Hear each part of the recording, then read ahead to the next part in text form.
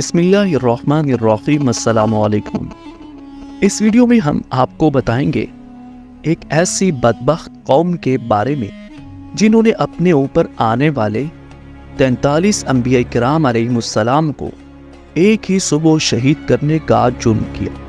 اللہ نے اپنے قرآن میں سورہ آل عمران رکوع نمبر 3 آیت نمبر 21 میں اس بدبخت قوم کی مذمت فرمائی ہے۔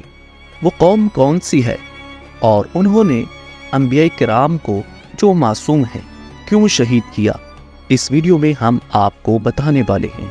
لیکن اس کے لیے ضروری ہے آپ اس ویڈیو کو آخر تک ملاحظہ کریں، اور ایسی مضبوط اسلامی انفارمیشن کے لیے آپ اس چینل کو سبسکرائب کر لیں اور اس معلومات کو اپنے دوستوں کے ساتھ شیئر کر کے ثواب ضرور حاصل کریں۔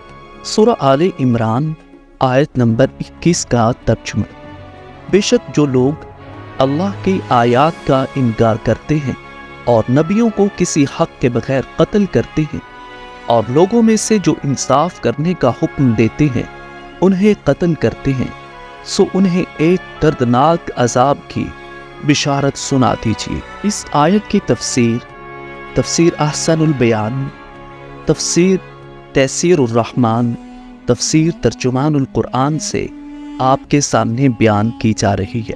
مسلمان جانتے ہیں ایک حدیث کا مفہوم ہے کہ اس روئے زمین پر سب سے شریر طبقہ یہود کا طبقہ ہے، اور ان کے نام بڑے سے بڑے جرم منسوب ہوں گے، لیکن انبیاء کرام کو شہید کرنے کا جرم سب سے بڑا جرم ہے جسے اللہ نے اس آیت کی روشنی میں بیان فرمایا ہے۔ اور یہ جرم یہود قوم نے کیا، لیکن کس طرح کیا اور اس کے پیچھے کیا محرکات تھے، آئیے آپ کو بتاتے ہیں۔ انبیاء اور صالحین کے قتل ناحق کا کام دور نبوی کے یہود نے نہیں کیا تھا، بلکہ ان کے اسلاف نے کیا تھا۔ یہ واقعات اتنے مشہور و معروف تھے کہ کسی کو مجال انکار نہ تھی۔ پھر چونکہ دور نبوی کے یہودی اپنے اسلاف کے ایسے کارناموں پر راضی اور خوش تھے، لہذا قرآن نے بجا طور پر انہیں مخاطب کیا ہے۔ آپ کو بتاتے ہیں کہ یہود کے لیے اللہ تبارک و تعالی نے اپنے پیغمبر موسیٰ علیہ السلام پر تورات کو نازل فرمایا۔ موسیٰ علیہ السلام کے بعد اللہ نے ہارون علیہ السلام کو بھی نبوت عطا فرمائی۔ دونوں بھائی نبی تھے اور یہودیوں کو تبلیغ کرتے رہے۔ ان کے پردہ فرما جانے کے بعد اللہ تبارک و تعالی نے اپنی تورات کی تبلیغ کے لیے 4000 سے زائد انبیاء بنی اسرائیل میں بھیجے، لیکن یہودی ایسی قوم تھے کہ بنی اسرائیل کے ان لوگوں نے اپنے اوپر ہی آنے والے انبیاء کو قتل کیا۔ روایات سے معلوم ہوتا ہے کہ بنی اسرائیل نے 43 پیغمبروں کو ایک ہی دن صبح کے وقت شہید کیا۔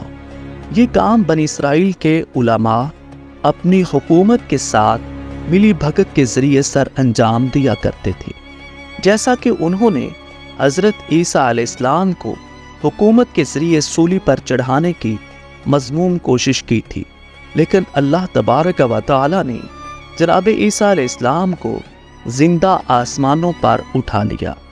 جب یہ لوگ اتنے انبیاء کو قتل کر چکے تو ان کی متبعین اور اللہ سے ڈرنے والوں نے ان کے ایسے مذموم کارنامہ پر زبردست احتجاج کیا، تو انہوں نے ان صالحین کے ساتھ بھی ایسا ہی برتاؤ کیا جیسے انہوں نے اس روز صبح کے وقت اپنے اوپر آنے والے 43 انبیاء کرام کو شہید کرنے کا جرم کیا۔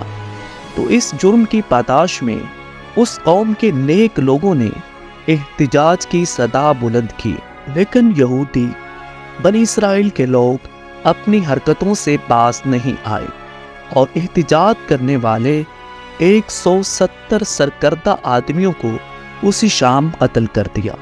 اور یہ وہ لوگ تھے جو ان کی ایسی بری حرکتوں سے روکتے اور انہیں انصاف کرنے کا حکم دیا کرتے تھے۔ اور ان انبیاء کرام کے قتل کرنے کا اصل سبب وہی تھا جو قرآن نے واضح الفاظ میں بتلا دیا ہے کہ انبیاء کی اطاعت کرنے ان کا اپنا جاہ اقتدار خطرہ میں پڑ جاتا تھا۔ اگر یہودی انبیاء کرام اور تورات کی باتوں کو مان لیتے تو ان کی دنیاوی بادشاہت کو خطرہ پڑ جاتا، لہذا انہوں نے اپنی سرداریاں اور چودراہٹیں بحال رکھنے کی خاطر انبیاء اور صالحین کو قتل کر دینے میں ہی اپنی عافیت سمجھی۔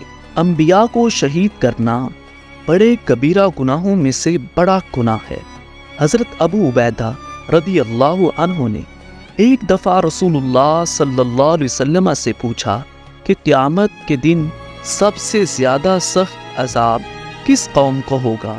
آپ صلی اللہ علیہ وسلم نے فرمایا، جس نے کسی پیغمبر کو قتل کیا یا اچھی بات کہنے والے اور بری بات سے منع کرنے والے کو شہید کیا۔ تو یہودیوں نے ایک ہی صبح 43 انبیاء کرام کو شہید کیا، اور 43 انبیاء کرام کے متابعین، اچھی بات کا حکم دینے والے، بری بات سے منع کرنے والے 170 لوگوں کو اسی شام شہید کیا۔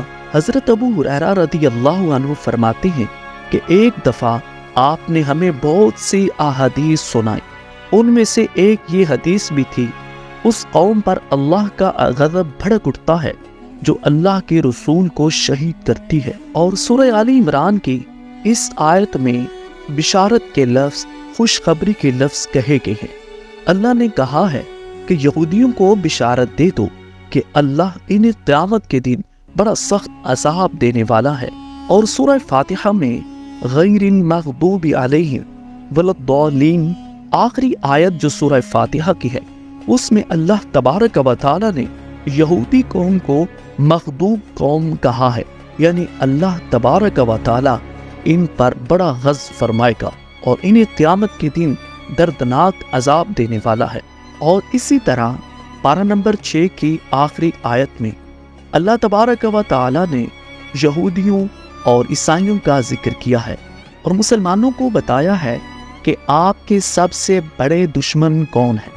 اللہ تبارک و تعالی نے فرمایا کہ اے نبی صلی اللہ علیہ وسلم اور آپ کی قوم، آپ جان لیں کہ آپ کے سب سے بڑے دشمن یہودی ہیں اور اس کے بعد مشرکین ہیں۔